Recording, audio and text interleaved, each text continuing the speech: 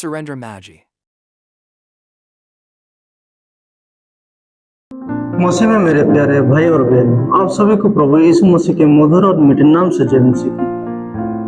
आज हम इस वीडियो में ओबद्याह की पुस्तक के बारे में कुछ मनन चिंतन करने जा रहे हैं। उसी के विषय में कुछ सीखने के लिए जा रहे हैं। उसका परिचय क्या है, उसी पुस्तक का लेखन कब है, इस पुस्तक का ऐतिहासिक पृष्ठभूमि क्या है, इस पुस्तक का रूपरेखा क्या है और इस पुस्तक की विशिष्टताएं क्या है, इन सभी के बारे में एक संक्षिप्त रूप से हम देखेंगे। पुस्तक के लेखक ओबद्याह है। इस इब्रानी नाम का अर्थ यहोवा का दास व यहोवा का उपासक होता है। ओबद्याह नबी के विषय में पुराने नियम में कोई व्यक्तिगत जानकारी नहीं मिलती। उसका माता पिता, उसका व्यवसाय क्या था अथवा निवास स्थान की भी कोई चर्चा नहीं की गई है। इस पुस्तक के पढ़ने से ऐसा एहसास होता है कि ओबद्याह एक संवेदनशील देशभक्त था, जिसे परमेश्वर की जीवंत सामर्थ्य पर पूरा विश्वास था। इस पुस्तक का लेखन काल कब? इसे प्रारंभिक नबियों में से एक माना जाता है। पुस्तक के लेखन काल के विषय में विभिन्न मत है। प्रमुख प्रचलित मत के अनुसार इसका लेखन काल 450 ईसा पूर्व से 587 ईसा पूर्व के आसपास माना जाता है। इसे एलिया तथा यिर्मयाह का समकालीन भी माना जाता है।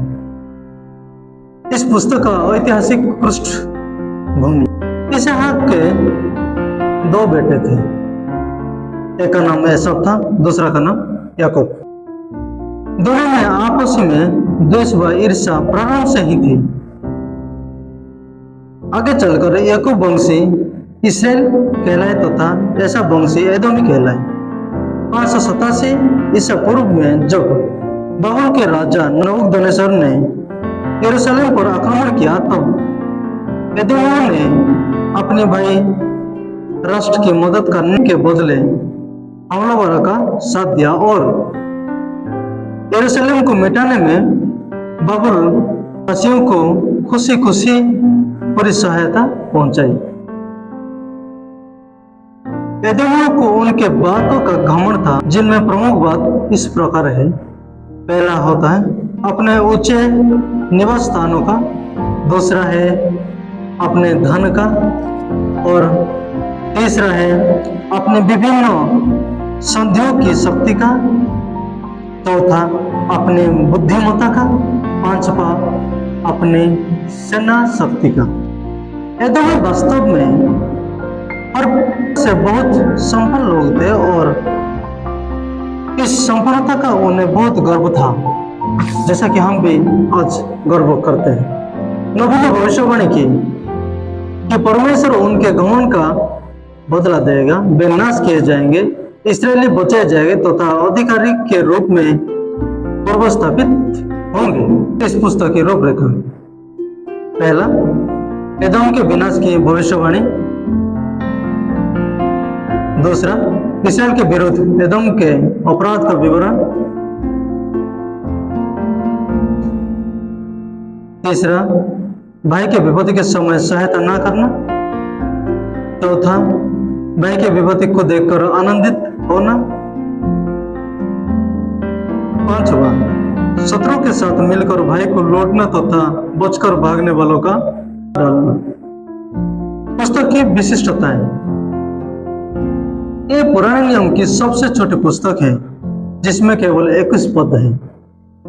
इस पुस्तक में लेखक नहीं परंतु उसका संदेश अधिक मुखर है। इसे यमोदियों के विनाश के शोक गीत के रूप में लिखा गया। इस पुस्तक से क्या शिक्षा पाते हैं? पहला, भाई के साथ विश्वासघात घमंड दंडनीय अपराध है। दूसरा, मानवीय शक्तियां चाहे कितनी भी बड़ी हो, वे परमेश्वर के सामना कर नहीं सकती और उस सर्वशक्तिमान परमेश्वर के सामने संसार की सभी शक्तियां महत्वहीन। तीसरा, भाई के विपत्ति के समय सहायता न कर तटस्थ रहकर नजारा देखना भी शत्रुओं का साथ देने के समान है। चौथा, जो जैसा दूसरे के साथ करता है वैसा ही उसके साथ भी किया जाएगा। पांचवा, अंतिम विजय परमेश्वर तथा उसके लोगों के ही होगी तथा घमंडी नाश किए जाएंगे और धर्मी बचाए जाएंगे। जो जैसा बोता है वैसा काटेगा भी। प्रभु मेरे प्यारे भाई और बहनों, हम आज ने सुना है अवध्याय के बारे में। इसके विषय में अच्छा लगा हो तो इस चैनल को लाइक करें, शेयर करें और कमेंट में जरूर हमें बताएं कि वीडियो आपको कैसा लगा। आने वाले दिन में हम भविष्यद्वक्ता के बारे में मन चिंतन करेंगे। धन्यवाद।